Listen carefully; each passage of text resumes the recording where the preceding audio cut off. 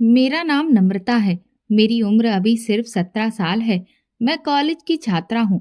मेरी माँ हर रोज काम पर जाने से पहले मुझसे कहती थी, नम्रता बेटा, दरवाजे की कुंडी लगा लो और रात में किसी के लिए दरवाजा मत खोलना। मैं रात भर घर में अकेली रहती थी और मेरी माँ रात में काम पर चली जाती थी। मेरे अकेलेपन पर मेरी माँ को मेरी बहुत चिंता रहती थी, इसलिए वो मेरी फिक्र में कहती थी, मेरे नैन नक्श बहुत प्यारे थे, लेकिन मेरी रंगत इतनी गोरी नहीं थी। मैं बिल्कुल अपने पिता पर गई थी। मेरी माँ मुझसे बहुत प्यार करती थी। हमारे घर में बस मैं और मेरी माँ ही रहते थे। मेरे पिता ने मुझे और मेरी माँ को सिर्फ इसलिए छोड़ दिया था क्योंकि मैं एक लड़की थी। मेरे पिता बहुत अमीर इंसान थे, लेकिन उन्हें बेटा चाहिए था। और जब उन्हें ये पता चला कि मेरी माँ एक बेटी को जन्म देने वाली है, तो उन्होंने हमें छोड़ दिया। मेरे माता पिता की लव मैरिज हुई थी।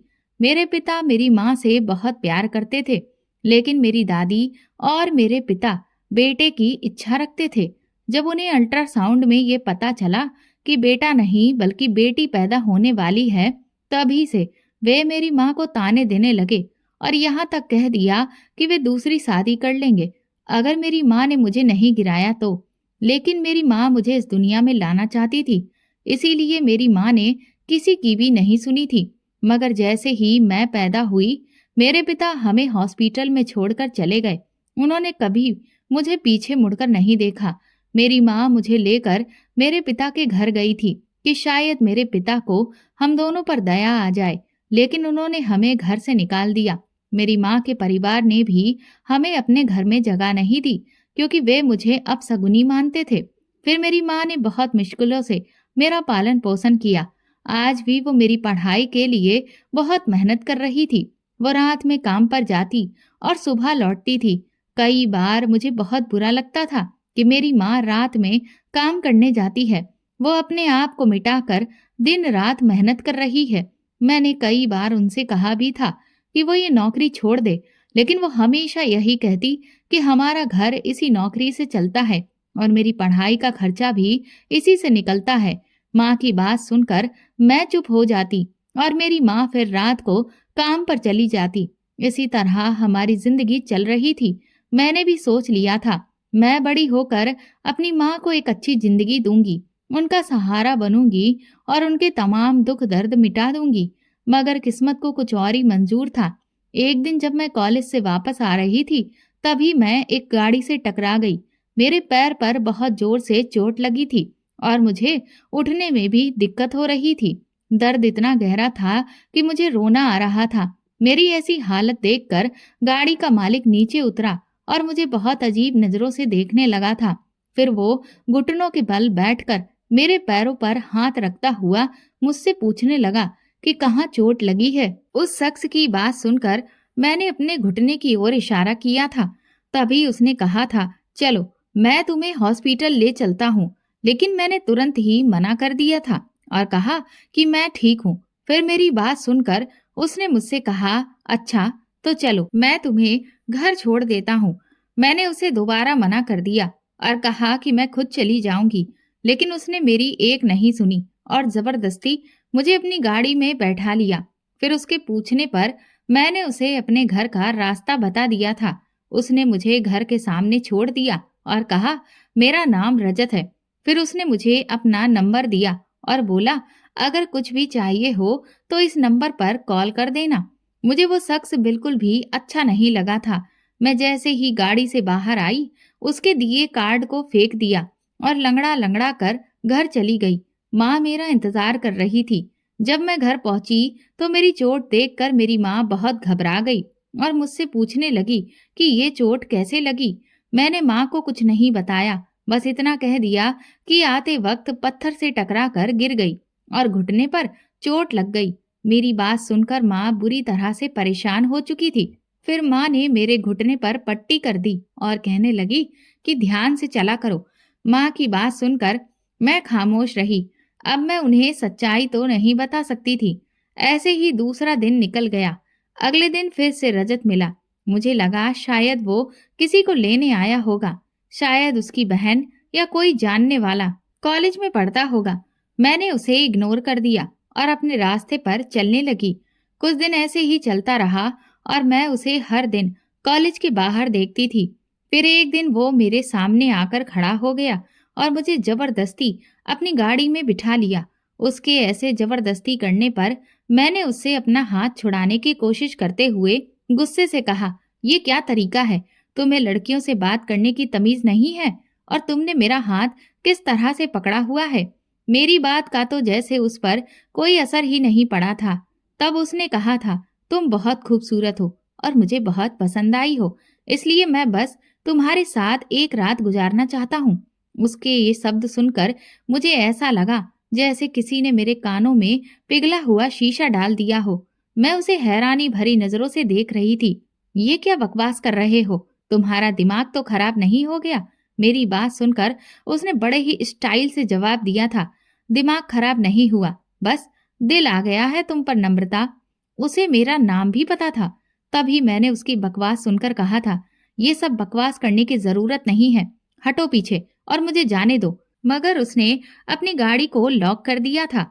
उसकी इस हरकत पर मैंने पूछा था, ये सब क्यों कर रहे हो? प्लीज मुझे जाने दो। मगर उसने मेरा हाथ बहुत जोर से पकड़ रखा था और मुझसे कहने लगा था, इतनी जल्दी कैसे जाने दूं मेरी जान? इतना कहते ही उसने गाड़ी स्टार्ट कर दी और रोड की ओर ले जाने लगा। वो मुझे एक बहुत ही सुनसान जगह पर ले आया था। वहां पर एक बहुत बड़ा सा बंगला था, मगर उस बंगले को देखकर ऐसा लग रहा था जैसे वहां बहुत दिनों से कोई नहीं आया हो। वो बंगला जितना बड़ा था उतना ही उदास लग रहा था और सुनसान भी। मुझे ये सब देखकर बहुत डर लग रहा था। तभी मैंने गिड़गिड़ाते हुए कहा था, प्लीज मुझे जाने दो, प्लीज मैंने तुम्हारा कुछ नहीं बिगाड़ा, मैं तुम्हारी नजरों के सामने भी नहीं आऊंगी आज के बाद। मगर उसे तो मेरा रोना गिड़गिड़ाना दिखाई ही नहीं दे रहा था। वो मुझे अपने बेडरूम में ले गया और कमरे को लॉक कर दिया। उसने मुझे जोर से बिस्तर पर पटक दिया और मेरे चेहरे को अपने हाथ से छूते हुए कहने लगा, तुम कितनी खूबसूरत हो। मुझे उस वक्त उससे बहुत डर लग रहा था और मैं उसके इतने बड़े बंगले में अकेली थी। तभी मैंने कहा था, देखो ऐसा मत करो, मुझे तुमसे भी और खुद से भी घिन आ रही है, दूर रहो मुझसे। मेरी बात सुनकर वो ढिठाई से बोला, नहीं रह सकता दूर, कितने दिनों से तुम्हें देख रहा हूँ, तुम्हें अभी भी समझ नहीं आया? रोज तुम्हें देखने आता हूँ तुम्हारे कॉलेज में। मैंने उसे बहुत समझाने की कोशिश की, मगर वो मेरी एक भी नहीं माना। उसने कमरे की लाइट बंद कर दी और मेरे करीब आने लगा। तभी मैंने घबराकर कहा, अगर तुमको ये सब करना ही है तो प्लीज मुझसे शादी कर लो, मुझे मेरी नजरों में मत गिराओ। मैं ऐसा पाप नहीं कर सकती। मेरी माँ मर जाएगी अगर उन्हें ये सब पता चला तो। मैं उनकी आखिरी उम्मीद हूँ। मेरी बात सुनकर उसकी आंखों की चमक पड़ गई थी। तभी वो कुछ सोचते हुए कहने लगा, ओके डार्लिंग, जैसी तुम्हारी मर्जी, अब हम शादी के बाद ही ये सब करेंगे। उसकी बात सुनकर मैं अंदर तक शांत हो गई थी। फिर मैंने उससे कहा, तुम मुझे अभी मेरे घर छोड़ आओ, हम कल शादी कर लेंगे। मगर वो मेरी सोच से भी ज्यादा चालाक था। तभी मुझसे कहने लगा, नहीं, शादी हम अभी करेंगे, मैं तुम्हें इतनी आसानी से जाने नहीं दूंगा। आज बहुत मुश्किल से तुम मेरे हाथ आई हो। उसे अपनी बात पर अड़ा हुआ देखकर मैंने कहा था, प्लीज मुझे अभी जाने दो, माँ मेरा इंतजार कर रही होगी, वो मेरे बिना खाना तक नहीं खाती। मैं उन्हें इतना बड़ा सदमा नहीं देना चाहती। वो अपनी बात पर कायम रहा और कहने लगा, अगर तुम्हें ये पाप नहीं करना है तो तुम मुझसे अभी शादी कर लो, वरना फिर मैं वो करूंगा जो मैं चाहता हूँ। उसके धमकी देने पर मैं डर गई थी। मुझे पता था कि वो कुछ भी कर सकता है। तभी मैंने उसी वक्त उससे शादी करने का मन बना लिया था। मंदिर आते ही मुझे ऐसा लगा जैसे ये सब पहले से ही प्लान किया गया हो। मंदिर को बहुत अच्छे से सजाया हुआ था। पहले कभी मैंने इस मंदिर में इतनी सजावट तो नहीं देखी थी। आज अचानक से ये इतना सजा हुआ क्यों था? ये बात भी मुझे कंफ्यूज कर गई। और फिर उस एक घंटे में मेरी जिंदगी बदल गई। मेरी शादी रजत से हो गई। मुझे बहुत बुरा लग रहा था कि मैंने अपनी माँ को धोखा दिया था। मैं अपनी माँ का दिल दुखाने वाली थी, मगर मैं भी मजबूर थी। अगर मैं उस शख्स से शादी नहीं करती और ऐसे ही उसकी इच्छा को पूरा कर देती तो शायद मेरी माँ मर ही जाती। इससे बेहतर था कि मैं उसके साथ शादी करके उसकी इच्छा को पूरा करूं। मुझे अपनी जिंदगी के उस पल से नफरत हो रही थी जब मैं उस शख्स से टकराई थी और उसे अच्छी लग गई थी। शादी की रस्मों के बाद रजत ने मुझसे कहा था, चलो मैं तुम्हें तुम्हारे घर ड्रॉप कर देता हूँ। उसकी बात सुनकर मैंने सख्त लहजे में कहा था, कोई जरूरत नहीं है, मैं खुद चली जाऊंगी। मेरी माँ मुझे तुम्हारे साथ देखेगी तो पता नहीं क्या सोचे। मैं उन्हें और टेंशन नहीं देना चाहती हूँ। मेरी बात सुनकर वो लापरवाही से बोला, मैं टेंशन नहीं दे रहा हूँ। ये तो खुशखबरी है तुम्हारी माँ के लिए कि उन्हें बैठे बिठाए मुझ जैसा हैंडसम और अमीर दामाद मिल गया है। उसकी बात सुनकर मैंने गुस्से से उसे कहा था, मुझे अपनी माँ को कोई भी खुशखबरी नहीं देनी है। मेरी माँ को कुछ भी पता नहीं चलना चाहिए। और ये याद रखो, तुमने मुझसे सिर्फ एक रात के लिए शादी की है। उस एक रात के बाद तुम्हारा रास्ता अलग और मेरा रास्ता अलग होगा। मेरी बात सुनकर वो कुछ सोचते हुए खामोश खड़ा रहा था। अब मैं वहां 1 मिनट भी नहीं रुकना चाहती थी। मैं जल्द से जल्द अपने घर जाना चाहती थी। रजत ने मुझे जबरदस्ती अपनी गाड़ी में बिठाया और घर छोड़ दिया। माँ मुझे ढूंढने के लिए बाहर निकली थी क्योंकि आज मैं बहुत लेट हो गई थी और उसने मुझे रजत की गाड़ी से निकलते हुए देख लिया था। मेरी आंखें रोने की वजह से लाल हो रही थी। मैं भागते हुए अपनी माँ के पास चली गई और रोते हुए माँ के गले लग गई। मेरे यूं रोने पर माँ परेशान हो चुकी थी। तभी माँ मुझसे पूछने लगी, क्या हुआ है नम्रता, क्यों रो रही हो? और ये लड़का कौन था? माँ का सवाल सुनकर मैंने अपने आंसू पोंछते हुए कहा था, माँ मैं गिर गई थी, उसकी गाड़ी से एक्सीडेंट हो गया था, तभी उसने मुझे घर तक छोड़ दिया। मेरी माँ मुझे घर के अंदर ले आई। इसी तरह पूरा दिन गुजर गया और रात हो गई। मुझे बहुत टेंशन हो रही थी। मुझे ये फिक्र सताए जा रही थी कि वो शख्स मेरे घर ना आ जाए। तभी मैंने माँ से भी कहा था, माँ प्लीज आज मत जाओ, पता नहीं क्यों मुझे बहुत डर लग रहा है। मेरे कहने पर माँ उस रात रुक गई थी। वो अपने काम पर नहीं गई थी। मुझे बहुत घबराहट होने लगी थी। मैं चाहती थी कि आज रात रजत ना आए। मैं उसके करीब बिल्कुल भी नहीं जाना चाहती थी। मुझे वो इंसान बहुत बुरा लग रहा था। और फिर यही हुआ था। भगवान ने मेरी दुआ सुन ली थी। रजत आज रात नहीं आया था। उस रात मैं सुकून से सो गई थी। अगले दिन मैं कॉलेज भी नहीं गई और पूरा दिन घर पर ही रही थी। लेकिन रात को माँ काम पर चली गई।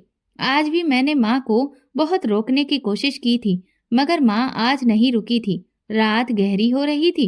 माँ को गए हुए 1 घंटा हो गया था। तभी मुझे दरवाजा खटखटाने की आवाज आई थी। मैं बुरी तरह से डर गई थी। मुझे लग रहा था जैसे मेरी मौत करीब है। वो शख्स किसी मौत के फरिश्ते से कम नहीं था मेरे लिए। मैंने डरते हुए दरवाजा खोल दिया था।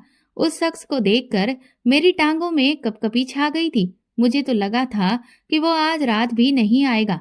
फिर वो क्यों आया था? मैं उसे देखकर दोबारा से दरवाजा बंद करने लगी।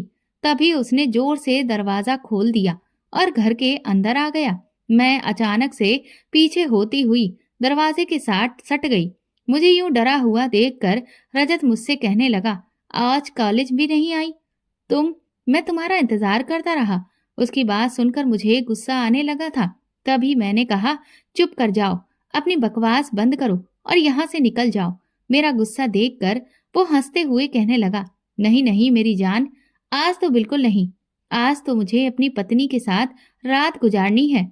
रजत की ऐसी बातें सुनकर मुझे बहुत रोना आ रहा था, लेकिन मैंने फिर भी अपने आंसुओं को कंट्रोल किया हुआ था। तभी वो मेरा हाथ पकड़ते हुए मुझसे कहने लगा, चलो आओ, अपने पति के पास आओ। और फिर उस रात हमारे बीच पति पत्नी का रिश्ता भी कायम हो गया। वो ये सब करके सुबह तक यही रहा था। फिर मेरी माँ के आने से पहले वो चला गया था। उसके जाने के बाद मैं कितनी ही देर तक रोती रही थी। मुझ में अपनी माँ से आंख मिलाने की हिम्मत नहीं थी। तभी मैं माँ के आने पर भी दिन तक सोने का नाटक करती रही थी। ऐसे ही 3 दिन हो गए थे। मैं 3 दिन से कॉलेज नहीं जा रही थी। माँ जब भी पूछती, नम्रता बेटा तुम कॉलेज क्यों नहीं जा रही हो, तब मैं कोई न कोई बहाना बना दिया करती थी। मगर आज मैं सुबह उठते ही अपने कॉलेज चली गई थी। मैं बाहर से बहुत नॉर्मल रिएक्ट कर रही थी, लेकिन अंदर से मैं पूरी तरह से टूट चुकी थी। मैं इस दुनिया से कहीं दूर चली जाना चाहती थी। अपनी माँ को लेकर, क्योंकि ये दुनिया हमारे जैसे मासूम लोगों के लिए नहीं बनी थी। आज रजत कॉलेज नहीं आया था। मुझे लगा कि मेरी उससे जान छूट गई है, लेकिन ऐसा नहीं हुआ। वो उस रात फिर से माँ के जाने के बाद घर आया था। जब मैंने उससे कहा कि हमारी शादी सिर्फ एक रात की थी और अब मुझे तलाक चाहिए, तो उसने मुझे जोरदार थप्पड़ मारा था। उसका हाथ इतना भारी था कि मेरा सर चकराने लगा था। वो मुझ पर चिल्लाते हुए कह रहा था, जब तक मैं चाहूंगा तब तक तुम मेरे साथ रहोगी। जब मेरा मन भर जाएगा तब मैं तुम्हें खुद छोड़ दूंगा। उसकी बात सुनकर मैं हैरान रह गई थी। मुझे रोना आ रहा था। तभी मैंने रोते हुए कहा था, ये क्या कर रहे हो? तुमने तो कहा था कि तुम्हें मेरे साथ सिर्फ एक रात बितानी है। अब ये क्या बकवास है? प्लीज मेरी जान छोड़ दो। मैं अब ये और नहीं कर सकती हूँ। मेरे मना करने पर भी रजत नहीं माना था। उस समय भी मैंने चुपचाप उसे अपने आप को सौंप दिया था और आज भी वो माँ के आने से पहले चला गया था। कुछ महीने तक यही चलता रहा। फिर रजत अचानक गायब हो गया था। ना तो वो मुझे कॉलेज के बाहर दिखता था और ना ही वो रात को घर आता था। पता नहीं क्यों, लेकिन अब मैं उसके ना आने पर बेचैन होने लगी थी। इन 3 महीनों में मैं प्रेग्नेंट भी हो गई थी। बार बार मुझे उल्टियां होती थी। मेरा दिल बहुत घबराव होता था। माँ अब सुबह भी काम पर जाने लगी थी। मेरी माँ मेरे लिए बहुत कुछ त्याग रही थी। माँ मेरी जिंदगी बेहतर से बेहतरीन बनाना चाहती थी। माँ को इतना काम करता देख मुझे बहुत दुख होता था। मुझे अपने आप से नफरत होती थी कि मैं अपनी माँ के लिए कुछ भी नहीं कर पा रही हूँ। उल्टा मैंने अपनी माँ को बहुत बड़ा दुख दिया था। जब माँ को मेरी हकीकत पता चलेगी तो ना जाने क्या होगा। यही सोचकर मैं बहुत दुखी हो जाती थी। मैंने इन 3 महीनों में एक बार भी डॉक्टर से चेकअप नहीं कराया था। मुझे समझ नहीं आ रहा था कि मैं क्या करूं और मैं अकेली डॉक्टर के पास जा नहीं सकती थी क्योंकि मेरी उम्र बहुत छोटी थी। डॉक्टर उल्टे सीधे सवाल करती तो मैं क्या जवाब देती डॉक्टर को। इसलिए मैं डॉक्टर के पास नहीं गई थी। शायद माँ को मुझ पर शक हो चुका था। अब वो मुझसे यही सवाल करती थी कि तुम ठीक हो? मुझे क्यों ऐसा लग रहा है जैसे तुम बहुत बीमार हो? माँ का ये सवाल सुनकर मैं डर जाती थी और कहती थी, नहीं माँ, मैं तो बिल्कुल ठीक हूँ। शायद पढ़ाई की वजह से मेरा चेहरा मुरझा चुका है। मुझे डर लगता था कि माँ को पता न चल जाए कि मेरी जिंदगी में इतना बड़ा बदलाव आ चुका है। मगर मेरे छुपाने पर भी मेरा ये राज माँ पर खुल चुका था। एक दिन रात को माँ मेरे पास आ बैठी और मुझसे पूछने लगी, नम्रता बेटा, मुझे न जाने क्यों दिन ब दिन तुम्हारा पेट बड़ा होते हुए नजर आ रहा है। तुम मेरी अच्छी बेटी हो, बताओ क्या बात है? माँ का ये सवाल सुनकर मैं डर गई थी। मुझे घबराया हुआ देखकर माँ समझ चुकी थी। फिर मैंने भी माँ से कुछ नहीं छुपाया था और माँ को सब कुछ बता दिया था। मेरी बात सुनकर माँ रोने लगी थी। उन्होंने खुद को कमरे में बंद कर लिया था। मैं माँ के ऐसे रिएक्शन के लिए तैयार नहीं थी। मुझे बहुत रोना आ रहा था। तभी मैं माँ के कमरे के बाहर बैठकर उन्हें आवाज दे रही थी, मगर माँ ने मुझे एक बार भी आवाज नहीं दी थी क्योंकि वो तो अंदर बेहोश हो चुकी थी। माँ को बेहोश देखकर मैं घबरा गई थी। तभी मैंने अपने पड़ोसी आरब को बुलाया था। आरब ने दरवाजा तोड़ा और देखा कि माँ अंदर बेहोश पड़ी हुई थी। मैं माँ को बेहोश देखकर घबरा गई थी। मेरी खुद की हालत ऐसी नहीं थी कि मैं अपनी माँ को संभाल सकती। मेरे पड़ोसी आरब ने डॉक्टर को बुलाया था। डॉक्टर ने आकर माँ का चेकअप किया था। डॉक्टर ने मुझे सख्त हिदायत दी कि माँ को अब कोई टेंशन नहीं देना है। मैं डॉक्टर को क्या बताती कि मैं खुद अपनी माँ के लिए एक बहुत बड़ी टेंशन बन चुकी हूँ। कुछ ही देर के बाद माँ को होश आया था। मैं जो माँ के साथ लगकर बैठी हुई थी, माँ अपनी जगह से उठ बैठी और उन्होंने अचानक जोरदार थप्पड़ मेरे मुंह पर मारा और बोली, ये क्या किया तुमने नम्रता? तुझे जरा भी ख्याल नहीं आया मेरा? काश मैंने तेरे बाप की बात मान ली होती और तुझे पेट में ही मार दिया होता। तुझे जरा भी शर्म नहीं कि मैंने तुझे कैसे पाला है। तेरी माँ ने कितनी मेहनत की है तेरे लिए। मैंने तुझे हमेशा सारी दुनिया से बचाया ताकि मेरी बेटी पर किसी की बुरी नजर ना पड़े, और तुमने आज मेरा नाम खराब कर दिया। अब लोग मेरी परवरिश पर उंगलियां उठाएंगे। अरे बेशरम, ये सब करने से पहले तुम खुद क्यों नहीं मर गई? माँ के मुंह से ऐसी बातें सुनकर मुझे सदमा लगा था। मुझे लगा था कि माँ मुझसे एक बार तो पूछेगी कि ये सब कैसे हुआ है, मगर माँ ने तो फैसला ही सुना दिया था। मैंने रोते हुए माँ से कहा, माँ ऐसा मत कहो, मैं कहाँ जाऊंगी? प्लीज माँ, मेरे पास इस दुनिया में आपके सिवा कोई नहीं है। मेरे रोने पर भी माँ को मुझ पर एक बार भी दया नहीं आई थी। तभी मैंने माँ को समझाते हुए कहा था, माँ मेरी गलती नहीं है, वो लड़का मुझे सिर्फ एक रात के लिए हासिल करना चाहता था, मगर मैंने उससे कहा था कि मुझसे शादी कर लो, मुझे मेरी नजरों में मत गिराओ। हमारी शादी हुई है माँ, मैंने कुछ भी गलत नहीं किया है, लेकिन वो लड़का 3 महीने से मुझसे संपर्क में नहीं है, हमारी कोई बात नहीं हुई है। मैं क्या करूं? मेरे पास इस दुनिया में आपके अलावा कोई नहीं है माँ। मेरी बात सुनकर माँ मुझसे कहने लगी, ठीक है, मैं मान लेती हूँ, तुम जो कह रही हो वो सच है, मगर मैं तुम्हारी इस मनहूस औलाद को इस दुनिया में नहीं आने दे सकती हूँ, जिसका बाप पहले ही भाग गया है अपनी गंदगी यहाँ छोड़कर। माँ की ये बात सुनकर मैं बुरी तरह से तड़प उठी थी। तभी मैंने कहा था, माँ ऐसा मत कहो, ये सिर्फ उसकी औलाद नहीं है, मेरी भी औलाद है। मैं इस बच्चे को इस दुनिया में लाना चाहती हूँ, इस बच्चे का अस्तित्व इस दुनिया में आएगा। मेरे मुंह से ये सुनकर माँ गुस्से से कहने लगी, अपनी बकवास बंद करो और चलो मेरे साथ अस्पताल। मेरे लाख मना करने के बाद भी मेरी माँ नहीं मानी थी। वो मुझे अपने साथ हॉस्पिटल ले आई थी। मैं जिस हॉस्पिटल में आई थी वो हॉस्पिटल शहर का सबसे बड़ा हॉस्पिटल था। मुझे पता था कि मेरी माँ के पास इतना पैसा नहीं है कि यहाँ मेरा ऑपरेशन करवा सके, लेकिन फिर भी वो मुझे यहाँ लेकर आई थी। माँ मुझे जैसे ही डॉक्टर के कैबिन में ले आई तो मैं वहां मौजूद डॉक्टर को देखकर हैरान हो गई थी, क्योंकि वहां कोई और नहीं था बल्कि रजत बैठा हुआ था। डॉक्टर के कपड़ों में मौजूद डॉक्टर के कैबिन में उसे देखकर मैं हैरान परेशान हो गई थी। रजत, क्या वो डॉक्टर था? लेकिन फिर उसने मेरे साथ इतनी ज्यादती क्यों की थी? डॉक्टर तो लोगों की जान बचाते हैं, वो तो मसीहा होते हैं, लेकिन उसने मेरे साथ इतनी ज्यादती क्यों की थी? मैंने उसका क्या बिगाड़ा था? उसने मुझे देखकर ऐसे नजरअंदाज किया था जैसे वो मुझे जानता ही ना हो। क्या मैं इतनी जल्दी भूल जाने वाली चीज थी?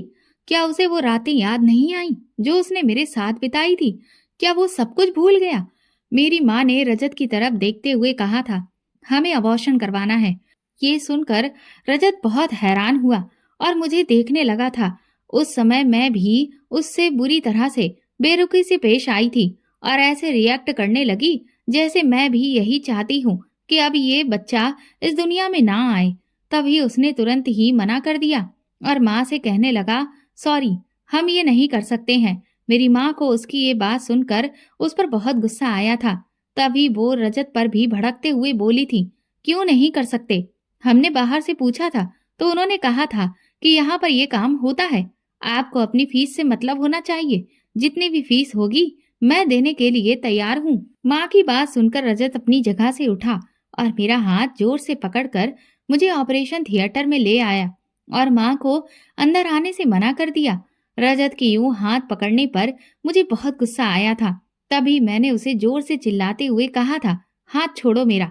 मैंने बहुत जोर से उसे खुद से दूर धकेला और अपना हाथ छुड़ाया था। रजत के सामने मैं ऐसे रिएक्ट कर रही थी कि उसकी बातों से मैं बिल्कुल भी नहीं डरी थी। मेरी बहादुरी देखकर एक पल के लिए वो भी हैरान रह गया था, मगर फिर उसने जो भी मुझसे कहा वो मुझे बहुत दुखी कर गया था। उसने मुझे मेरी माँ को नुकसान पहुंचाने की धमकी दी। ये सुनकर तो मेरा दिल दहल गया था। उसने मुझसे कहा था, अगर मैं अपने बच्चे को खत्म करने के बारे में सोचूंगी तो वो मुझे और मेरी माँ को दोनों को भी जीने नहीं देगा। और उसकी धमकी सुनकर मैं खामोश हो गई थी। तभी मैं ऑपरेशन थिएटर से बाहर निकल आई थी और अपनी माँ का हाथ पकड़कर कहा था, माँ मुझे यहाँ से अबॉर्शन नहीं करवाना है, चलो यहाँ से। फिर हम दोनों अस्पताल से घर वापस आ गए। अगले दिन रजत ने मेरे घर पर हर जरूरत की चीजें भेज दी। उस समय माँ घर पर नहीं थी। रजत ने मेरे लिए कपड़े, फल, सब्जियां और बहुत सारी अन्य चीजें भेजी थी। उसने एक मोबाइल और एक सिम भी भेजा। मैंने मोबाइल ऑन किया तो उसमें सिर्फ एक ही नंबर था। मैंने उस नंबर पर कॉल किया तो रजत ने कॉल उठाई। तभी मैंने उससे पूछा था, ये सब क्यों भेजा है तुमने? मेरी बात सुनकर रजत ने कहा था, ये तुम्हारे लिए नहीं भेजा है, अपने बच्चे के लिए भेजा है और उसकी माँ के लिए। मैं चाहता हूँ मेरा बच्चा अच्छे माहौल में रहे। कुछ ही दिनों में मैं तुम्हें किसी अच्छी जगह पर शिफ्ट करवा दूंगा। मैं तुम्हारे लिए एक मेड भी रख दूंगा। उसकी ये बात सुनकर मैंने गुस्से में कहा था, मुझे इन सब चीजों की जरूरत नहीं है। मैं कल ही जाकर अबॉर्शन करवा लूंगी। न बच्चा रहेगा और ना ही तुम्हारा इतना खर्चा होगा। मेरी बात सुनकर रजत ने कहा था, मेरा बच्चा इस दुनिया में जरूर आएगा और तुम कुछ भी नहीं कर पाओगी। मैं उससे ज्यादा बहस नहीं करना चाहती थी। तभी मैंने कॉल कट कर दिया था। फिर उसी रात मैंने माँ को रजत का सच बता दिया था। मैंने बता दिया था कि मेरे होने वाले बच्चे का पिता रजत है।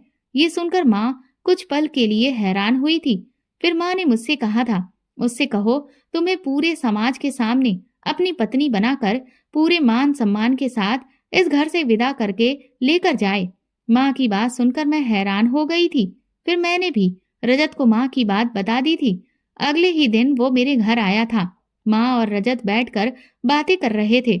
माँ ने रजत से कहा था, अगर तुम अपने बच्चे को चाहते हो तो मेरी बेटी को सबके सामने स्वीकार करो और बच्चे को अपनाओ। माँ की ये बात सुनकर रजत ने जवाब दिया था, ठीक है, मैं आपकी बेटी को भी अपनाऊंगा और अपने बच्चे को भी। रजत के सामने मेरी माँ ने कहा था कि बेटा हो या बेटी, तुम बच्चे को कभी नहीं छोड़ोगे। पता नहीं क्यों रजत माँ की इस बात पर बिल्कुल हैरान नहीं हुआ था। तभी माँ ने उसे कहा था, तुम कल ही अपने घर वालों को लाओ ताकि जल्द से जल्द शादी की तारीख रखकर तुम्हारी शादी पूरे समाज के सामने कर दूं।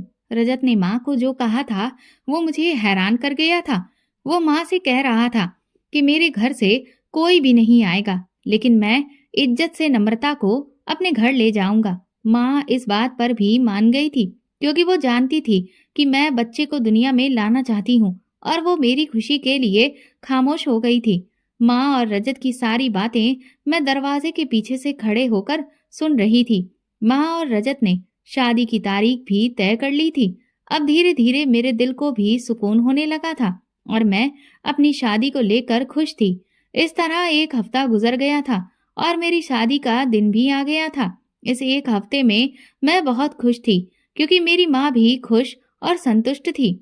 मैं पार्लर जाकर तैयार हुई और रजत ने ही इन सब का इंतजाम किया था। जब मैं तैयार होकर घर पहुंची तो अभी तक बारात नहीं आई थी। मुझे घबराहट होने लगी थी कि कहीं रजत बारात लेकर ही ना आए। हमारे कुछ रिश्तेदार और पड़ोसी आए हुए थे। मुझे डर लग रहा था और माँ भी तनाव में थी कि कोई उनके बारे में कुछ ना बोले। मुझे तो अब इन सब की आदत हो चुकी थी, लेकिन मेरा शक गलत साबित हुआ था। लगभग 15 मिनट के बाद ही रजत बारात लेकर आ गया और फिर हमारी शादी हो गई। रजत के साथ विदाई के समय मैं अपनी माँ के गले लगकर बहुत रोई थी। मेरी माँ ने हर जगह मेरा बहुत ध्यान रखा था और मेरा पूरा पूरा साथ दिया था। रजत मुझे पूरे समाज के सामने स्वीकार करके बहुत प्यार से अपने घर ले आया था। जब मैं उसके घर आई तो मुझे बिल्कुल भी नहीं लगा कि मैं इस जगह पर पहली बार आई हूँ। मुझे यहाँ सब अपना सा लगा। रजत का घर बहुत बड़ा और खूबसूरत था। सबने मेरा स्वागत बहुत अच्छे से किया था, जैसे उन्हें पहले से ही सब कुछ पता हो। मैं बहुत हैरान नजरों से रजत को देख रही थी कि ये सब क्या हो रहा है। उसने मुझे ऐसे नजरअंदाज कर दिया जैसे उसने मुझे देखा ही ना हो। रजत ने मुझे अपनी पूरी फैमिली से मिलवाया। मैं भी उसकी फैमिली से खुशी खुशी मिली थी। उसके पापा राजेश अंकल, उसकी माँ ममता आंटी, उसका भाई समर, उसके अंकल अमित जी और उसकी दादी उर्मिला से। अमित अंकल को देखकर मुझे ऐसा लगा कि जैसे मैं खुद को ही देख रही हूँ। वो मुझसे नजरें भी नहीं मिला पा रहे थे।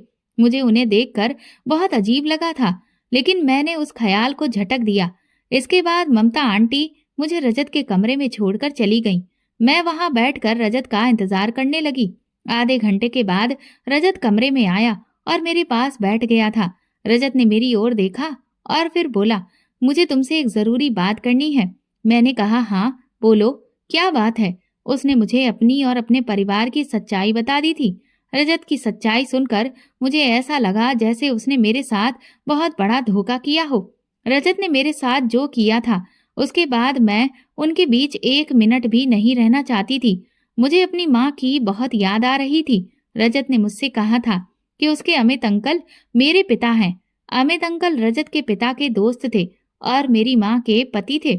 मुझे उसकी बात पर यकीन नहीं आ रहा था। तभी मैंने उससे कहा था, तुम मुझसे मजाक कर रहे हो, ये नहीं हो सकता। मगर रजत ने मुझसे कहा था, नहीं, ये सब सच है, मैं झूठ नहीं बोल रहा हूँ। नम्रता, मैं सच्चाई बता रहा हूँ। ये सब जो भी हुआ, जो भी मैंने तुम्हारे साथ किया था, ये सब मेरा प्लान था, क्योंकि मैं तुम्हें और तुम्हारी माँ को इंसाफ दिलाना चाहता था। तुम्हें और आंटी को घर से निकालने के बाद अमित अंकल ने दूसरी शादी कर ली थी। ये शादी तुम्हारी दादी ने जबरदस्ती करवाई थी, मगर उन्होंने ये अपनी जिंदगी की सबसे बड़ी गलती की थी। अंकल की दूसरी पत्नी ने उनसे सिर्फ पैसों के लिए शादी की थी। अमित अंकल की दूसरी पत्नी ने उनकी जायदाद में 10% हिस्सेदारी लेकर उन्हें तलाक दे दिया था। इस सब से अंकल बुरी तरह से डिप्रेशन में चले गए थे। वो तुम्हें और आंटी को बहुत याद करते थे। कई बार तो मैंने उन्हें तुम्हारे लिए रोते हुए भी देखा। तभी मैंने सोच लिया था कि मैं तुम्हें और आंटी को घर वापस लाकर ही रहूंगा। रजत की सारी बातें सुनकर मुझे अपने पिता पर तरसने की बजाय गुस्सा आ रहा था। तभी मैंने चीखते हुए कहा था, शट अप रजत, बस करो। मैं और मेरी माँ ने उस आदमी की वजह से बहुत कुछ सहा है। तुमने जो कुछ भी किया है वो उसी आदमी की वजह से किया। तुम्हें जरा भी परवाह नहीं थी कि ये सब मुझे कितना दुखी करेगा। मेरी माँ मर जाएगी, ये सब सुनकर तुम्हें बिल्कुल भी शर्म नहीं आई।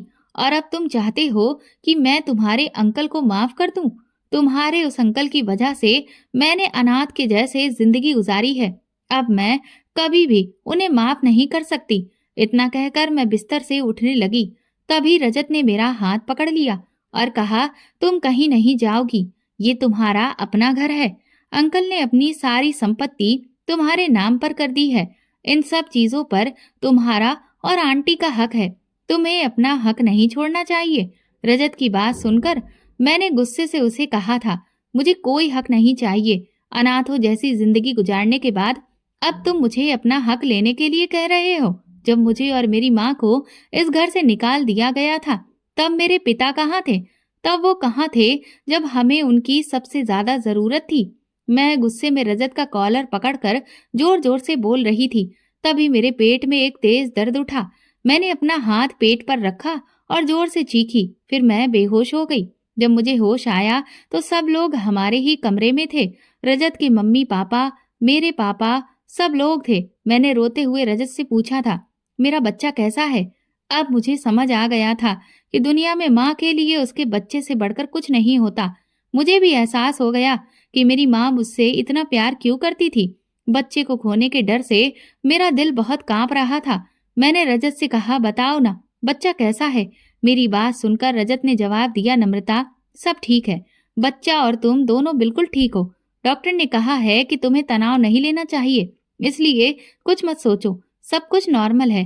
तभी मैंने रोते हुए रजत से कहा था, मुझे मेरी माँ के पास जाना है, मैं यहाँ नहीं रह सकती, प्लीज मुझे घर छोड़ आओ। मुझे जिद करता देख रजत ने कहा, नम्रता प्लीज अभी तुम आराम करो, इस बारे में हम बाद में बात करेंगे। रजत मुझसे बात कर ही रहा था कि पापा की आवाज कमरे में गूंजी थी। पापा मुझे देखते हुए रजत से कहने लगे थे, तुम यहाँ से जाओ, मुझे नम्रता से बात करनी है। पापा के एक बार कहने पर रजत कमरे से बाहर चला गया था। तभी पापा मेरे पास बैठ गए और मुझसे माफी मांगने लगे थे। मेरे पापा अपने किए पर बहुत शर्मिंदा थे। उनके यूं रोने और माफी मांगने पर मेरा दिल भी नरम पड़ गया था और मैंने उन्हें माफ कर दिया, क्योंकि मैंने कहीं सुना था, माफ करने वाला जुल्म करने वाले से ज्यादा बड़ा होता है। फिर मैंने माँ को भी मना लिया और उन्होंने भी पापा को माफ कर दिया। 6 महीने के बाद मेरी एक बेटी हुई। उसके जन्म पर मेरा पूरा परिवार बहुत खुश था। पापा को तो मानो नई जिंदगी मिल गई थी। सबने मेरा और मेरी बेटी का बहुत अच्छे से स्वागत किया था। मेरे पापा मेरी बेटी से बहुत प्यार करते थे। वो हमेशा अपने नाना के साथ खेलती थी। पापा उसे देखकर कहते थे कि मुझे दोबारा मेरी बेटी मिल गई है, मैं दोबारा से जवान हो गया हूँ। पापा को देखकर मुझे लगता ही नहीं था कि मेरे पापा वही हैं जिन्होंने मुझे स्वीकार करने से इनकार कर दिया था। रजत भी अपनी बेटी को बहुत प्यार करता था। मैं जो अपनी बेटी के पैदा होने पर डर रही थी कि ना जाने मेरा परिवार और रजत का परिवार मेरे साथ कैसा बर्ताव करेगा, मगर अब सब कुछ मेरी सोच से विपरीत हुआ था। रजत अपनी बेटी को देखकर खुश होते हुए कहता था, बेटियां बोझ नहीं होती, ये तो बस हमारे समाज की सोच है। भगवान बेटी तब देता है जब वो हमसे बहुत खुश होता है। बेटियां तो भगवान का आशीर्वाद है। रजत की बात सुनकर मेरा मन अंदर तक शांत हो जाता था और मैं मुस्कुरा देती थी। जो भी था, मेरी जिंदगी बहुत अच्छी थी। हर अंधेरे के बाद नया सवेरा होता ही है। दोस्तों, अगर आपको हमारी कहानी पसंद आई है तो कमेंट करके ज़रूर बताएं और वीडियो को लाइक करके ज़्यादा से ज़्यादा शेयर करें। चैनल पर नए हैं तो सब्सक्राइब करें और हाँ, नोटिफिकेशन बेल को ज़रूर दबाएं ताकि अगली अपडेट सबसे पहले आपको मिले। धन्यवाद।